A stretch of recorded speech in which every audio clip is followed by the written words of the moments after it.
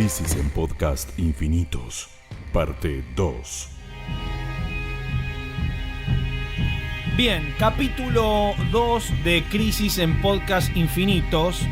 Estamos con Fernando Festino, el Dr. Sax, acá con nosotros. Fernando, gracias por haber venido. No, gracias por convocarme. Sí, la verdad que vamos a hacer trampa, vamos a decir un poco el backstage de la situación. Ustedes ya escucharon el capítulo 1, donde habló Andrés Accorsi. El señor Festino grabó el mismo día que Andrés Accorsi, o sea que atestiguó todo lo que grabó y estuvo sentado como si fuera a la australiana, cacha a la australiana, viendo, queriendo meterse en el ring mientras escuchaba de lo que hablábamos. Esta es la oportunidad de reivindicarlo todo, de decirlo, ampliarlo, expandirlo, lo que quieras. ¿Puedo tirar un teléfono de vuelta o algo? Podés decir lo que quieras, podés hacer lo que suceda. Lo primero que te voy a preguntar es ¿qué es o qué fue Crisis para vos? En lo personal buenísimo. Y como lector. A ver, ahí nos metemos en algo poco periodístico, pero bueno, está bueno igual usarlo porque creo que le pasó a mucha gente. Yo en la época que sale Crisis era más grande, era una persona grande, tenía un trabajo serio, trabajaba de traje. ¿Cuántos años tenés, Festino? Pues, no importa, era más grande, era mi actitud, mi vida era más, ¿entendés? Era un señor de traje que, qué sé yo, para despuntar el vicio, leía La Fierro, ponele, ¿me entendés? Pero no era, vos pensás que en esa época no había nada. ¿En qué barrio vivías? Yo vivía en esa época en Villa Urquiza. ¿Sí? En Urquiza. ¿Había algún kiosco importante de revistas donde podía ir a buscar material? ¿Había uno que decías, esta es mi parada? No había un kiosco importante para buscar material del que estamos hablando. Podías ir a buscar, no sé, El Testigo, revistas así, La Libre, ¿entendés? Digamos, nunca hemos visto revistas porno en Argentina, por todo lado con la democracia había un montón, entonces estábamos todos en eso.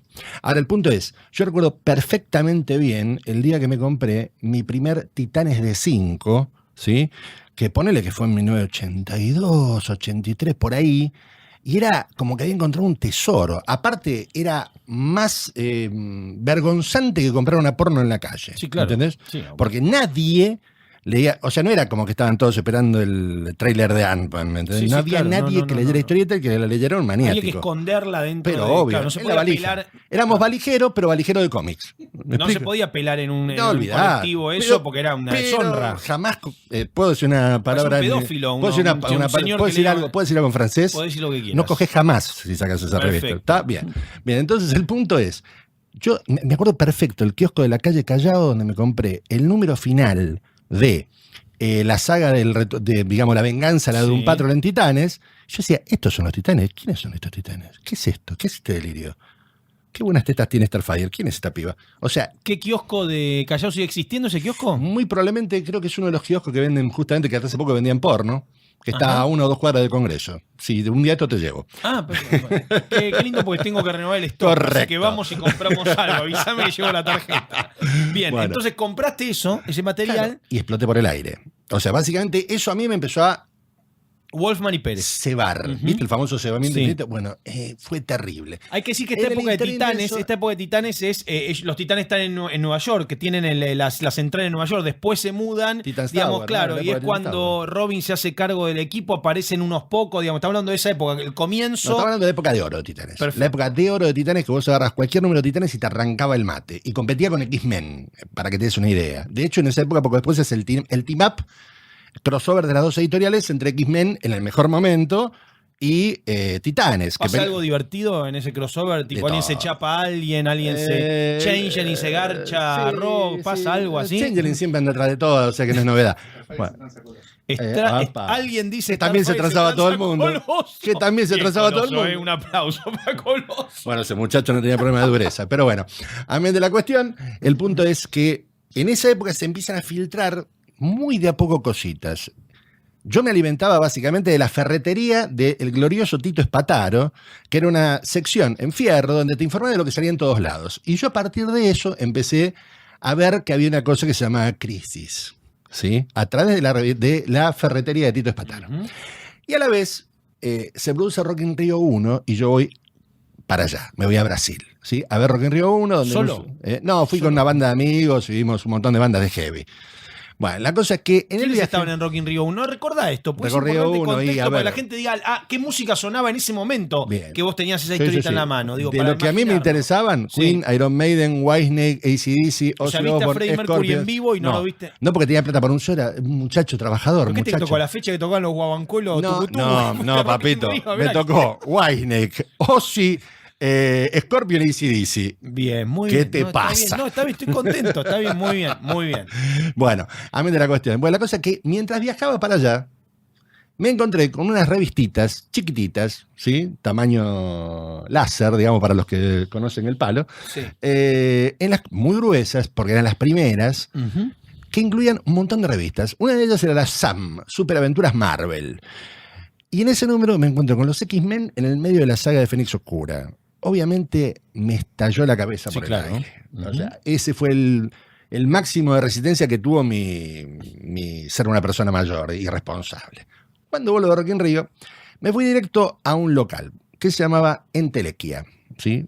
Arriba de Entelequia, no abajo. No el Entelequia que conocemos hoy, estaba mudado en otro lugar. No, Era no, el primer el lugar, Entelequia- después se mudó y después volvió a mudarse otra El vez. original. El original donde arriba, no abajo como conocieron mucha gente, arriba en una especie de semipiso, se encontraba la biblioteca del cómic. Ujú. En la biblioteca del cómic, ese día conozco a Rafa y a José. Y los muchachos ahí alquilaban revistas y no podían venderlas, lo que no les impedía llevarte a una vuelta y transar alguna revista. Lo bueno es que el tinglado es como si vendieran Paco. Todo siempre Tal suena cual, era a que un estaban dealer, vendiendo. tal cual que era un pero dealer. Era con papel Ahí, y dibujo. Sí. José me lleva a un bar que estaba a media cuadra, en la misma calle que ya no existe, Sí. y me pela el número de Crisis con la tapa de la muerte de Supergirl y el, El número, de, 7. y el Claro. número con la tapa de la muerte de Flash. Claro. Básicamente, No, no. vos sabés Sí, que la se me partió Fénix la... Oscura era Bueno, fuerte, estote. Pero yo aparte siempre fui más de ese que Marvel, Sí, claro, ¿viste? claro. Era argentino criado por Novaro, Sí, papi, ¿qué claro, querés? claro, claro. Exploté por el aire. Ahí me transformé en una especie de bestia durante 10 años que hice millonaria a mucha gente en la gloriosa época del dólar comiquero, donde las brasileras salían. Yo me acuerdo perfectamente bien que me gasté en una cajita, digamos, no muy grande, llena de brasileras, me gasté un aguinaldo en la época que ganaba mucha guita. O sea, te destrozaban. Bueno. De todo eso la culpa sin duda la tuvo Crisis. Claro. O sea, no había manera de leer Crisis y no sentirse automáticamente succionado de vuelta a esta cosa que nos arruinó la cabeza a todos, ¿viste? O sea, así estamos todavía. Yo recuerdo, siempre creo que una vez lo comentamos, es muy difícil de entender, pero está bueno decirlo como viejos, que por lo menos era mi sensación. Cuando yo era niño, te estoy hablando de principios de los 80, Marvel me parecía grasa. Yo sé que es muy difícil y duro decirlo, pero si vos me traías un mazo de cartas o de figuritas de los personajes de Marvel y uno de los personajes era como que no habías conseguido los de verdad y me traías unos que eran otros, y no sé por qué en realidad, porque yo consumía bastantes productos, subproductos, digo, a la par que tenía los títeres esos hediondos, esos títeres de material de bolsa de DC, Maravilloso. que venían con una pequeñísima historieta, un chupetín adentro cuyo gusto recuerdo. Tengo uno de Flash todavía, unos títeres absurdos. Bueno, que eran como un topolino. Digo, Sí, el sí, concepto era, abrías el títere y adentro tenía cosas. Tenía un cómic que me regaló a Luca Ferrero de grandes personajes de la TV y el cine y la TV, Maravilloso. de ¿No te Spider-Woman gustaba esa colección? con la aguja o Hulk, ¿me entendés? Pero- Digamos, toda esa cosa, o el álbum de la Mujer Verde, ¿entendés? O las figuritas de Hulk, la serie. Pero DC era como el Olimpo y lo otro, y yo ya me daba cuenta que eran de universos diferentes. Yo veía a Thor dibujado, veía a Batman dibujado y decía, esto es medio trucho. No, me costaban los dibujos yo de tuve la suerte- Marvel, me costaban los dibujos de Marvel de yo, como soy más viejo, tuve la suerte de leer en la revista Fantasía, en el Tony Sí. y en probablemente D'Artagnan, Spider-Man, Thor, Capitán América y Daredevil. Y es el día de hoy, o sea, a ver, uno de los grandes cebamientos de mi vida, si me decís 2 o 3 imágenes así que me justifican porque soy comiquero, generalmente son de Kirby, ¿sí? Una de ellas es haber leído en Fantasía el momento en que Magog saca la espada de Odin, que era una espada que medía una Sí. cuadra, y que si vos sacabas la espada esa se producía el apocalipsis, básicamente el Ragnarok, que era lo de, ¿no? Sí, claro. Y el Porque tipo no lo un paraba. tapón en Claro, el como un tapón, universo, claro, era claro. como el final de Lost, Sí, digamos. sí, Bueno, sí, la cosa es que básicamente un tipo que rompía el diseño de página como Kirby, que aparte, bueno, que era un genio, y yo tenía, no sé, 7 años cuando leía eso, me destruía el cerebro, flaco. No, los que tuvimos la suerte de agarrar ese tipo de publicaciones, le teníamos un cariñito a Marvel, o sea, pero porque lo conocíamos vía Kirby. Ahora, lo que nos amamantaba diariamente y que nos crió fue DC en Argentina, porque era inevitable, porque en cualquier kiosquito ibas y te conseguías algo. Yo cuando ustedes hablaban en el podcast anterior, Sí. hablaban de que no sé si a los pibes hoy no le arrancás de un número 1, no van a entender nada. Yo era al revés. Cuando era chico, yo iba a la librería de viejo y me aparecía el número de la Justice Society con la Liga y me quemaba el cerebro, porque decía, ¿quiénes son estos tipos? ¿Cómo un Green Lantern con capa? Claro. ¿Quién es este tipo? Rubio, ¿no? ¿Quién es este tipo? Y así todo, o sea, yo creo que los pibes, a lo mejor fallamos en retener esa perspectiva.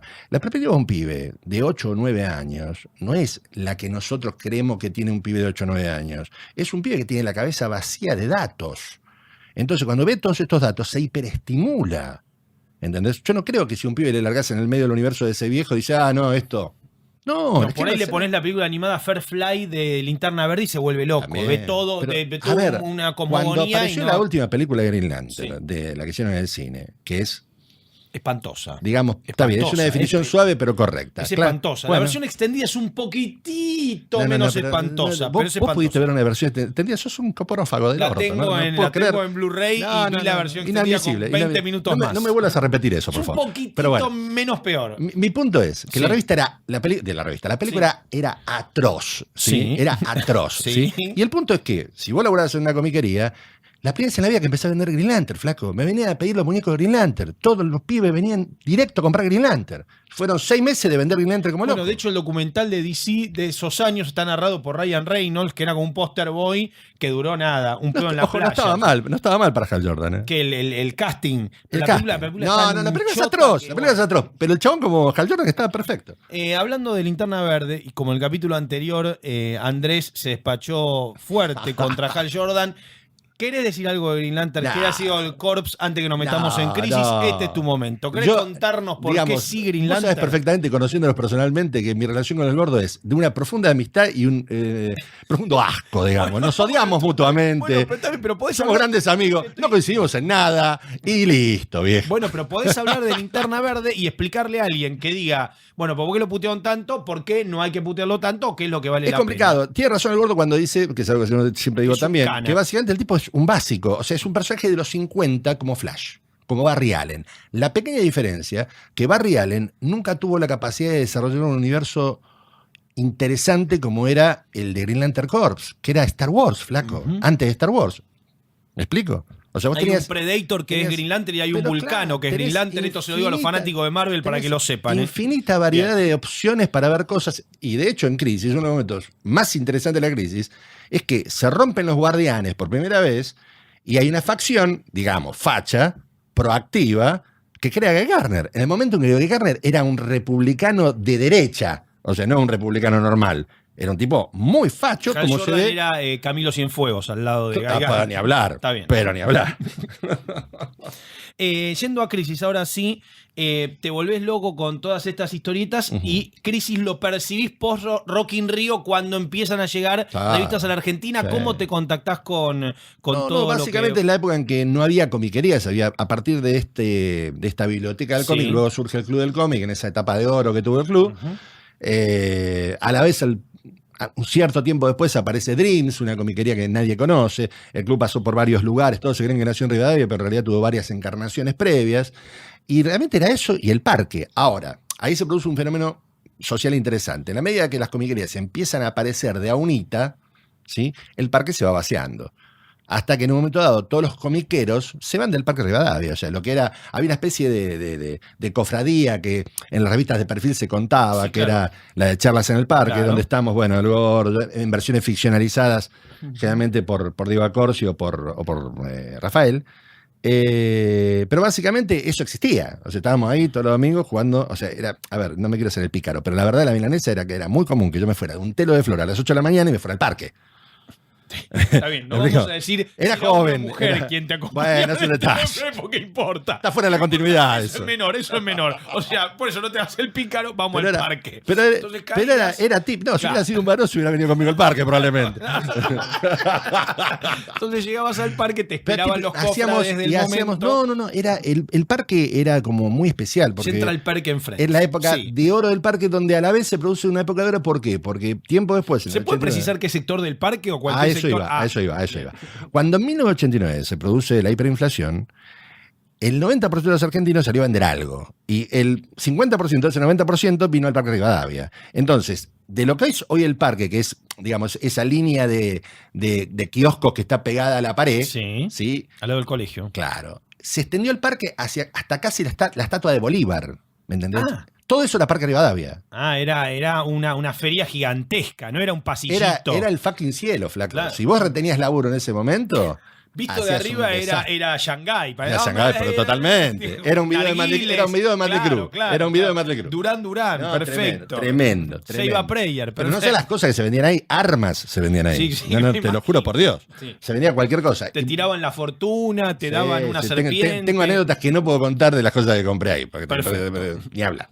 Siempre hay un puesto nazi, ¿no? Siempre hay un viejito que tiene unos platos, una foto de Hitler, siempre, todas estas ferias, vas al Parque Centenario, siempre hay alguien con puñal, imaginería de la Segunda Guerra, sí, eso militaria. Es un tema la militaria. Yo creo que en realidad la militaria también se ha transmitido bastante hacia el tema de lo que es. Vamos a hablar de la cantidad de fachos muñecos que hay en el mundo del cómic, ¿eh? Pero sí. Bueno, es digamos, el coleccionista básicamente de arranque es un tipo individualista, por lo tanto egoísta. Sí. O sea, digamos, si vos sos de izquierda, y más o menos como me podés definir a mí, y coleccionista, sos una contradicción andando. ¿Entendés? Sí. Porque vos querés tener todos los cómics y que el otro no lo tenga. Sí, claro, pues si no tendría sentido. Sí, claro. Mirá lo que tengo que vos no tenés la reputísima. ¿Entendés? Y otro te dice, claro. Qué lindo la concha. ¿Entendés? Sí, claro. O sea, es así. Sí, es un mundo muy cruel, Fernando. Es un mundo cruel. Sí, yo siempre. ¿Sabes cómo defino yo a esa época de los coleccionistas? Como una sociedad de duelos. Porque vos no conseguías nada. Entonces, si a vos se te escapaba que habías conseguido. No, pero ahora si vos habías dicho, conseguí tal. Yo con un chabón en esa época tenía una alianza, ¿sí? Y supuestamente él compraba una serie de colecciones y yo compraba otra serie de colecciones para no superponernos, porque no había. ¿Viste? Bueno. Llega el momento de crisis, vos te ibas de los telos al Parque Rivadavia a comentar con la gente. Y cuando empezás la lectura de crisis, efectivamente, número 1, número 2 y tal, ¿cuándo, digamos, te se va grosso? ¿Cuándo hay un momento de toda la historia que digas, acá me enganché o me enganché siempre? Número no me enganché. Número uno. A ver, arranca que matan a la Liga de la Justicia, la versión de Tierra 3, o sea, la versión villana. Claro. Pero que en ese momento proceden como superhéroes. O sea, porque básicamente a los tipos no les conviene que su planeta desaparezca e intentan evitar la crisis. O sea, intentan salvar al mundo. Y básicamente funciona. Vos ves Ultraman ahí, es Superman, sin la menor duda. Claro. Y yo decía, y aparte, uno que había leído los cómics con estos pibes, que sabía que eran malos, y que le daban paliza a la Liga, y de golpe hacían. Y en 2 páginas los mataban a todos, y vos decías, ¿what? Aparte que los mataran. Eso era inconcebible. En los cómics no moría nadie. Claro. Había muerto una vez uno de la JSA en el satélite de la Liga, que era terrífico el que muere, y muere fuera de cámara. O sea, ni siquiera lo ves muerto. Vos no lo ves, vos ves la parte del cadáver, pero no te muestra en la cara. Esto habla de lo fuerte que es entonces la portada del número 7 cuando Superman tiene a Kara en brazos muerta, ¿no? Acá me acotan a alguien que no está, que también muere Batman de Tierra 2 en la JC, pero no estaba en la JC en ese momento, estaba retirado, era el comisionado. Pero bien. Entonces decías, moría gente, pasaban cosas que eran altamente conmovedoras. Pero todo te arrancaba la cabeza, flaco, era sorprendente. Aparte había algo fundamental. Tengamos en cuenta que era un equipo que era como decir Maradona y Messi juntos. Era Mal Wolfman en su mejor momento y George Pérez como siempre. O sea, digamos que siempre está bien el chavo. Todos los detalles del mundo, todo era fatal. Era fatal. Era, o sea, mirá qué bien dibujado que está esto, mirá qué buen guionista. O sea, más allá que en esa época uno no pensaba en términos de guionistas. O sea, hoy sí, pero de chiquito uno instintivamente iba a donde estaba Neil Lance, donde estaba, qué sé yo, los dibujantes que a uno le gustaban y uno no le gustaba Kurzweil, ¿viste? A otros amaban a Kurzweil, pero bueno. Los conceptos metafísicos que tiene Crisis, digamos, el multiverso, todo esto. Eso no es metafísico, es teoría de la relatividad de Einstein. ¿Qué te parece todo eso?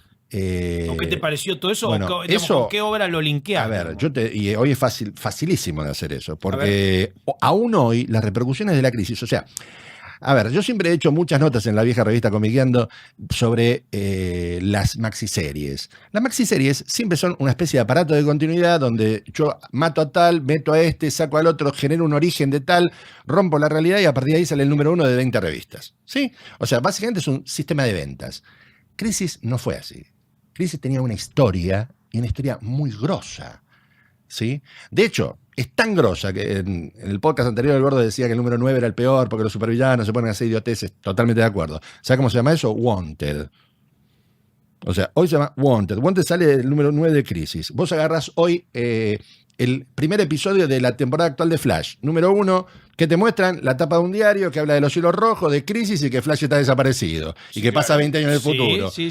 Después agarrás y te vas a, por ejemplo, ¿cuál fue la serie de ciencia ficción de los últimos años más interesante de ciencia ficción casi dura, te diría yo, de los últimos años, que a vos te haya gustado? Fringe. Casualmente. Fringe. Que casualmente es una serie que te mostraba no solo portadas de cómics de la muerte de Superman, pero que era la muerte, la muerte de Supergirl, que era la muerte de Superman, la de Batman del Retorno de la Red como Superman, o sea, tapas invertidas del universo normal, sino que toda la serie tiene que ver con tierras paralelas. Sí, claro. Y en un momento dado, un loquito quiere destruir dos tierras juntas, detonarlas, que más o menos lo mismo quiere hacer Antimonitor cuando quiere destruir las 5 tierras. No jodamos, la influencia de Crisis como concepto de historia fue devastadora. Antes de eso había habido, Marvel intenta pararle la parada a DC. Convengamos algo, los 80 son un momento revolucionario para el cómic norteamericano. Hay demasiado buen material, desde Tortuga Ninja, Usagi Yojimbo, Albedo, Grendel, qué sé yo, Mage. O sea, es tanto el buen material. Se combinan influencias muy, digamos, es un momento confluyen mágico, influencias increíbles. Yo creo que sí, tal cual, pero yo creo que esas influencias incluso son momentos sociales, como fueron los 60, viste, los 50, que tenías a la generación Beat, que tenías a Jackson Pollock, que tenías a Dalí, que tenías a los Beatles, ¿me entendés? Tenías a Neil Adams. Bueno, y del otro lado, en los 80, se produce un momentito extremadamente interesante en toda la historieta norteamericana y casualmente aparece el momento de X-Men glorioso, y aparecen un montón de cosas potentes. O sea, no hay ni la menor duda de que Crisis es un modelo que después de eso se siguió muchísimo. También hay la menor duda de que Crisis en ese contexto no desentonaba. Fue una de las tantas ideas brillantes que hubo en ese momento. Pero eso sí, Crisis es una idea tan estructuradora desde lo comercial, como desde lo editorial, como desde la pasión, que aún hoy se sigue repitiendo y se sigue utilizando. Series de televisión de dibujos animados de Green Lantern, hay por lo menos 2, en las 2 hablan de Crisis. En una hay una mini crisis con un Green Lantern, y en la otra los Guardianes hablan de la gran crisis. Y así siempre. Sí. En la Liga de la Justicia también hay momentos a lo crisis, en Justice League Unlimited, ¿te acordás? Sí, claro. Es un modelo que es imposible ignorar. Pese a eso, Dan Didio, para alegría de todos los comiqueros actuales fanáticos de DC, dice que en el universo actual de DC no hubo ninguna crisis. ¿Flashpoint no es una crisis, ¿no? A su modo? Sí, pero si es una crisis, no la podés recordar. O sea, vos acordate bien que Crisis... Claro. No, entiendo perfecto. Los integrantes del universo posterior a Crisis saben que saben que hubo un quilombito, pero ni siquiera saben muy bien qué. Porque recuerdan nada más que... directamente es una realidad paralela donde nadie sabe lo que hubo antes. Y que terminó. O sea, Bloom se acabó y no pasó nada. Lo único que pasó es que todo el mundo cambió de desastre.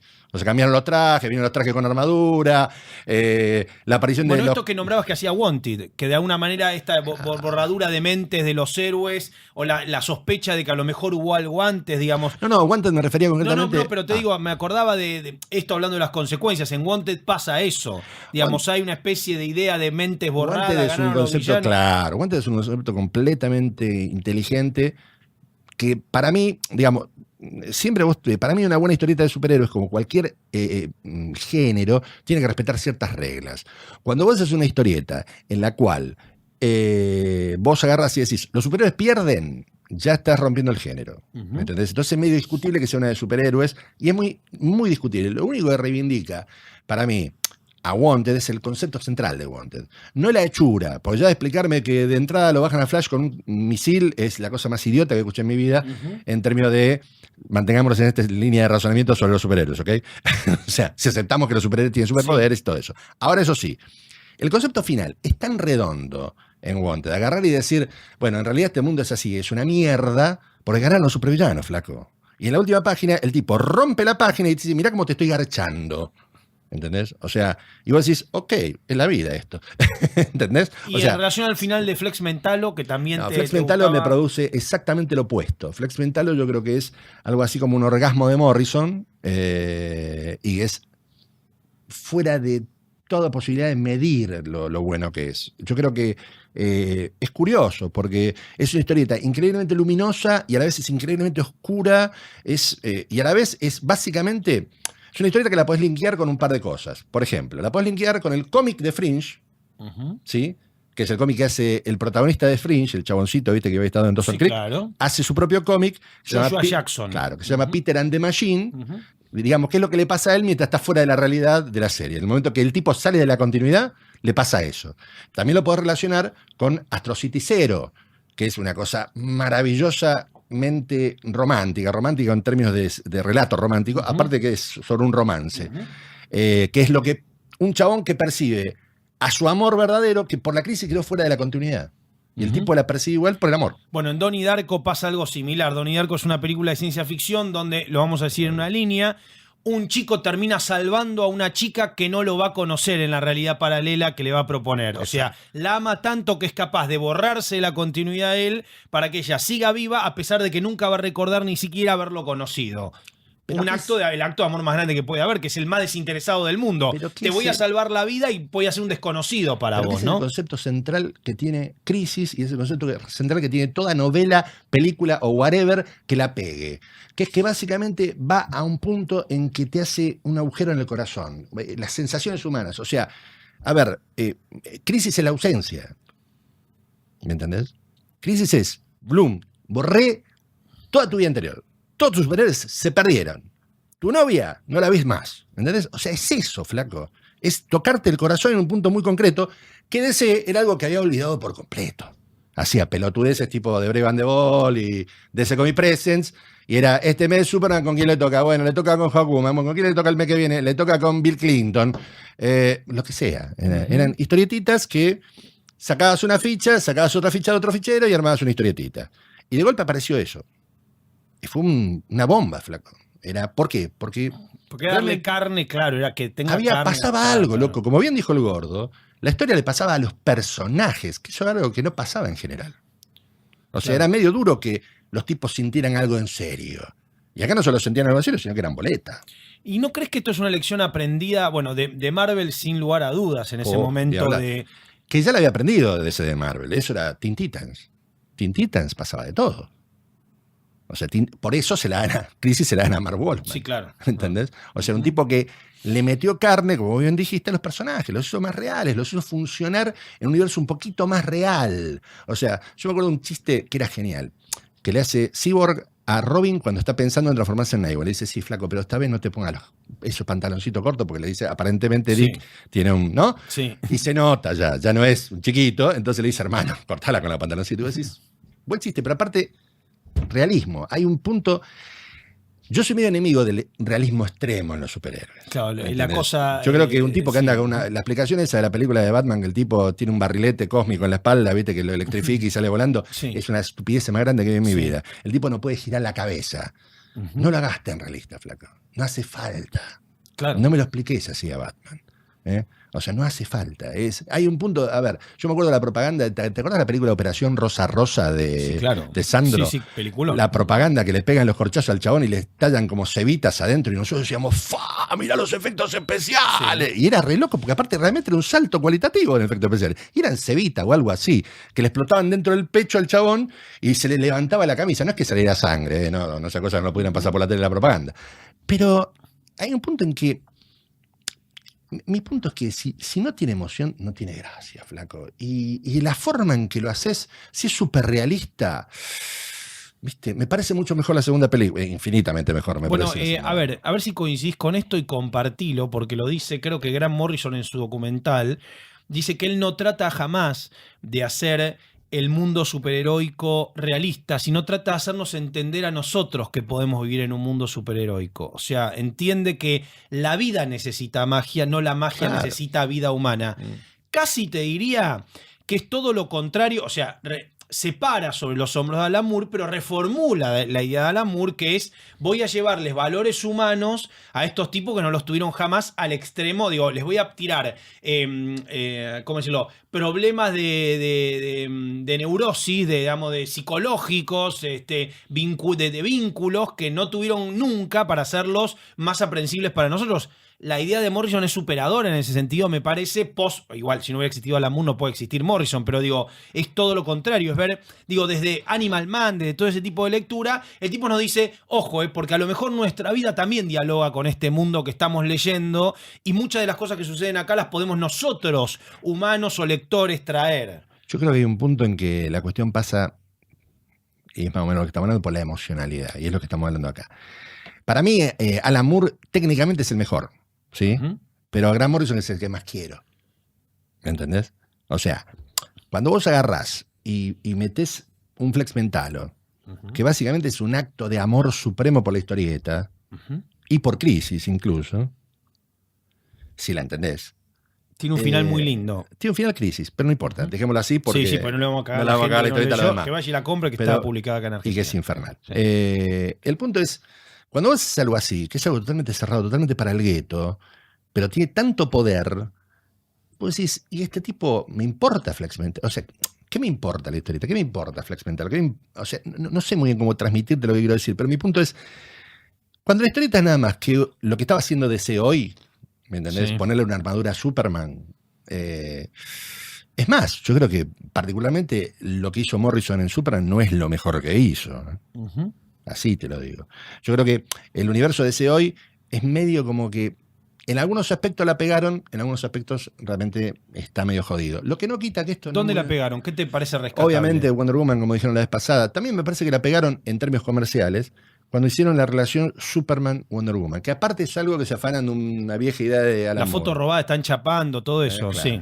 No, todo el asunto, no, la revista que tienen propia, que sí, es Crepúsculo, claro, básicamente. Claro. Se agarra a aprovechar el fenómeno Crepúsculo. O sea, en ese sentido, me parece que es brillante. También parece brillante que Wonder Woman sea una mina en serio. O sea, porque vos pensás que en el último número de la Wonder Woman pre-crisis, en el último número, en el último cuadrito, la mina la pone por primera vez con Steve Trevor. Por primera vez.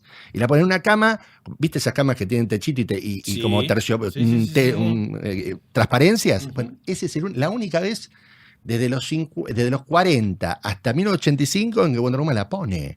Y vos decís: hermano, ¿cómo iba a ser algo legible? La etapa esa de Denny O'Neil cuando aparece como una 60 Girl, nada. Olvidate. Ni siquiera ahí. De hecho, eso fue una etapa que la abortaron a los 10 números. No, pero digo, había un intento ahí de hacerle una chica a Gogo más. Básicamente era eso.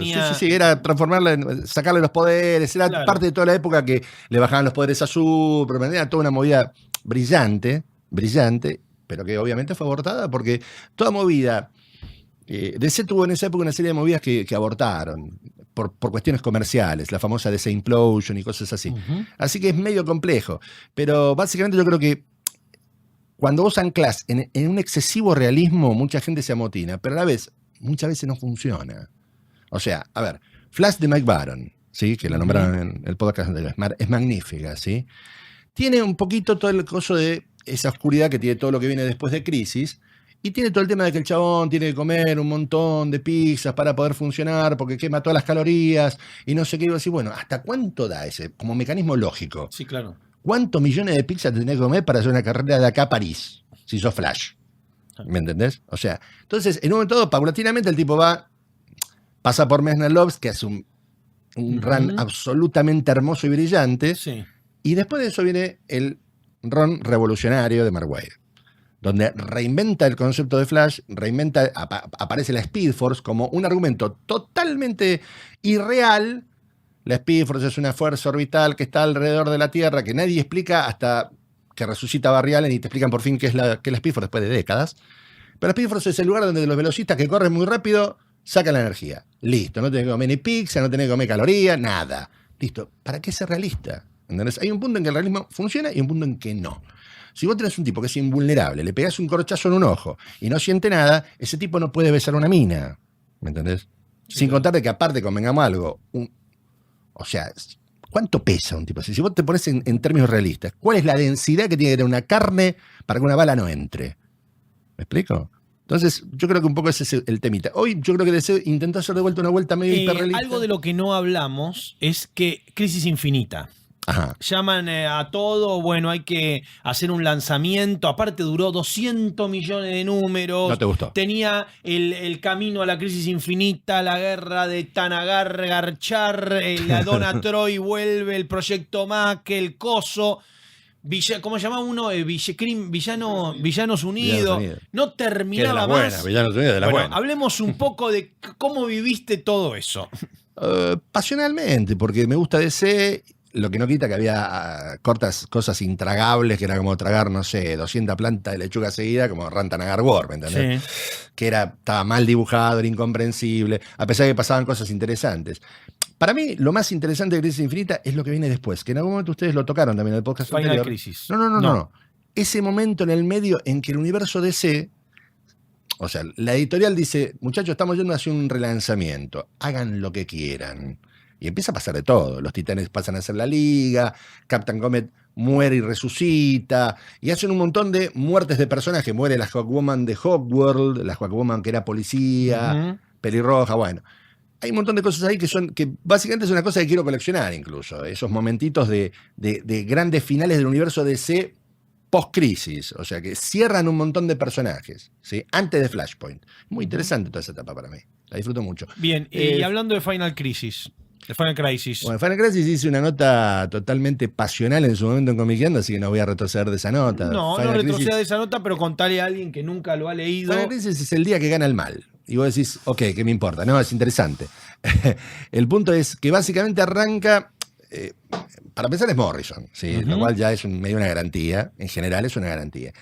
Y Morrison ahí yo creo que mete casi todo, o sea, en cuanto a lo superheroico, ¿sí? Aunque Morrison siempre está recontando lo mismo una y otra vez, perfeccionándolo, mirándolo de costado, de arriba y desde otras dimensiones, lo que tenés en Final Crisis es una serie de conceptos muy interesantes, siempre los mismos, o sea, de vuelta aparece la bala mágica, siempre hay una bala mágica. La bala que mata a Orión es la misma bala que mata a el coyote en Animal Man. Sí, en Pax Americana estábamos viendo que empieza con una bala. Y en Pax Americana empieza con una bala. Entonces, el tipo siempre anda con una serie de temas que lo obsesionan.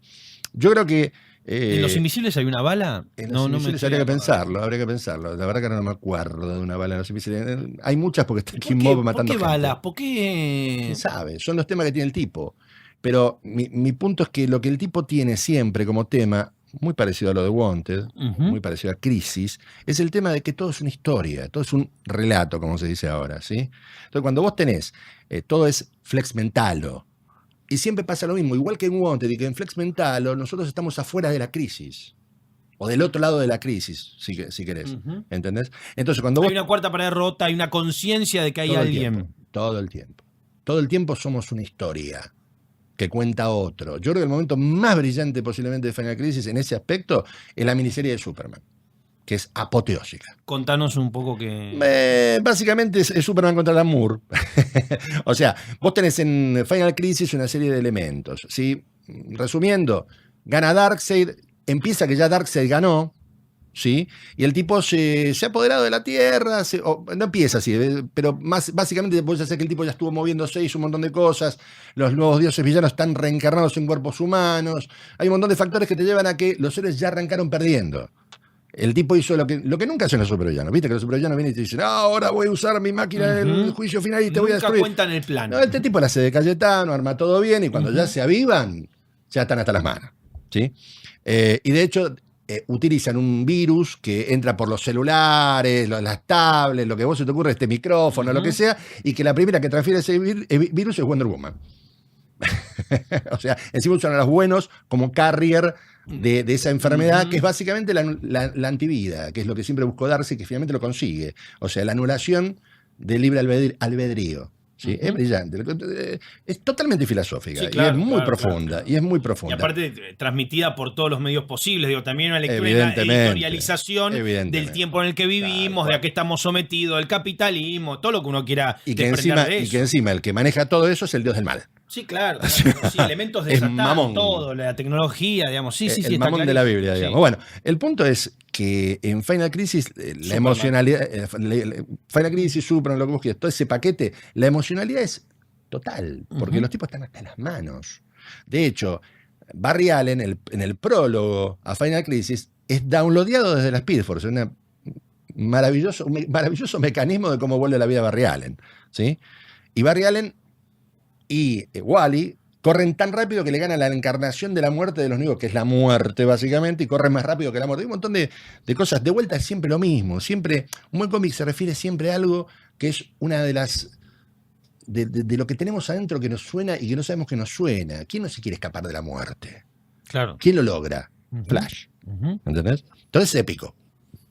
Es así de simple. Superman ahí tiene unos papeles fabulosos. Incluso hay ciertas historias que se relacionan ¿Por qué directa. dijiste que Superman contra Alan Moore?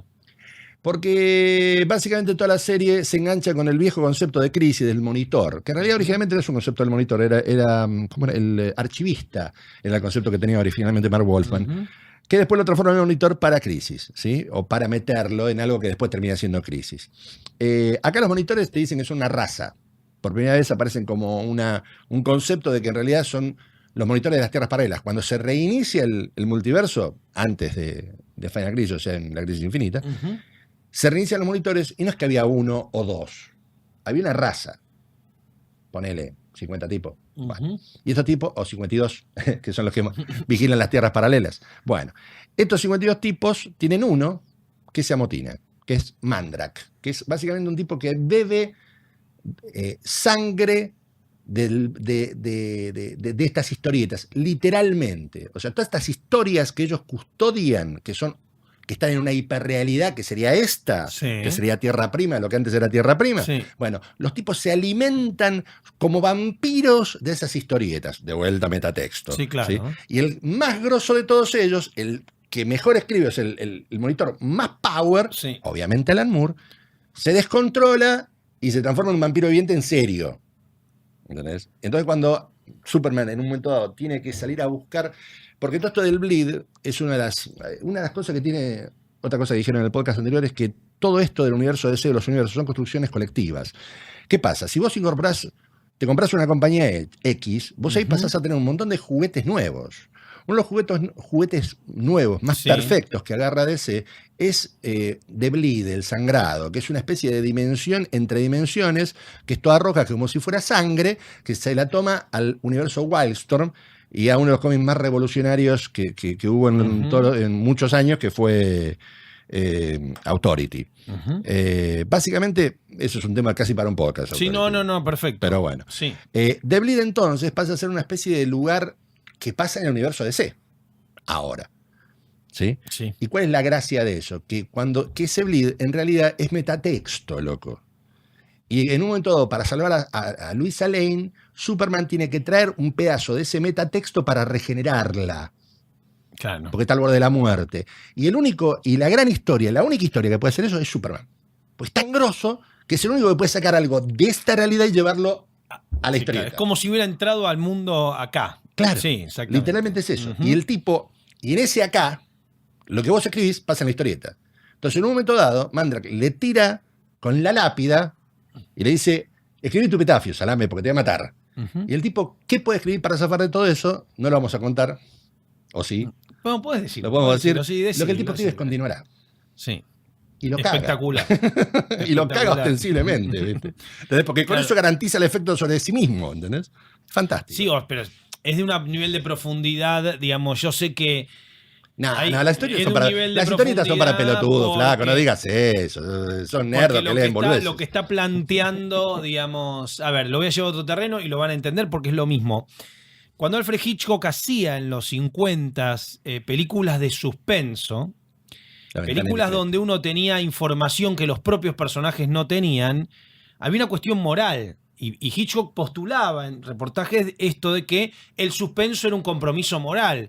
Porque el espectador, del cual se hacía cargo la película, de que había una mirada atestiguando eso, le decía, vos sabés quién mató, vos sabés que Norman Bates mató vestido de mina, o vos sabés lo que la policía no sabe, vos sabés que Marion Crane paró en ese hotel, vos sabés, y ese vos sabés rompía la pantalla y te comprometía, te asociaba a ese crimen. ¿Quién miraba verdaderamente por la ventana indiscreta? Exactamente, ¿no? El cine te tomaba en cuenta, y esto que está pasando... Claro. de que, digamos, Morrison lo hace magistralmente con 18 variantes, como bien vos señalás, digo, desde en Animal Man hasta en Flex Mental o hasta en casi todas sus obras, entender que el compromiso o el puente que tiene que haber entre yo lector y lo que estoy, de una dialéctica que necesita la mirada humana, amén de algo que podemos discutir que ya se remonta hasta teoría de Will Eisner, que es que la historieta es el que mata es el lector, el que opera es el lector, el que le da movimiento, Exacto. intensidad, eso, digo, todos podemos hablar de cuánto caga trompadas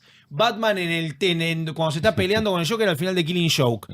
Y cuando lo contemos, la energía que le ponemos a esa cagada de trompadas, que decimos, no sabés, lo está reventando y el Joker todo sangrado le cuenta un chiste, nosotros le ponemos la energía a cada una de esas piñas y sabemos cuánto pesa, digamos, con qué furia le está pegando, pero en realidad, si uno ve, digamos, después cómo está dibujado, ves la insinuación o los meros signos de esas trompadas. Entonces, este trabajo que hacemos permanentemente, donde impregnamos de fuerza, peso, dramatismo, humor, amor, interpretación, casi que no pasa en ningún medio. Exacto. Amo el cine, trabajo haciendo películas, pero yo al espectador le doy, yo tengo un par de trucos, no tengo todos los trucos que tienen Pérez, todos los trucos que tiene Kirby, yo no los tengo haciendo una película, porque en una película yo le puedo dar, mira, ¿sabes qué le puedo ofrecer a un espectador? Decirle, vos vas a saber más que todos los personajes. Si uno mira Rocky, la mirada de la película acompaña a la película, la pongo sola en un cuarto, no necesito que nadie la mire y lo que pasa dentro de la película. Todos los personajes de Rocky 1 entienden lo que pasa en Rocky 1. Ahora, en Simplemente Sangre, la película de los hermanos Coen, si no hay un espectador viendo, los personajes se matan sin saber qué pasa. Bien, hasta ahí puedo llegar. Ahora, en una historieta puedo llegar más lejos. Porque en una historieta, casi que la unión espacio-temporal y la intensidad de todo es interpretación. Nosotros leímos lo mismo, los tres, pero cada uno cuando se lo cuente, un amigo que no lo leyó le va a contar o va a poner el acento en la propia experiencia. Entonces hay tantos Rebirth, hay tantos Killing Joke, hay tantos Return of the Dark Knight como lectores de cada una de esas obras, porque vuelve a ser interpretado. Encima, es como un estado atávico de tradición oral.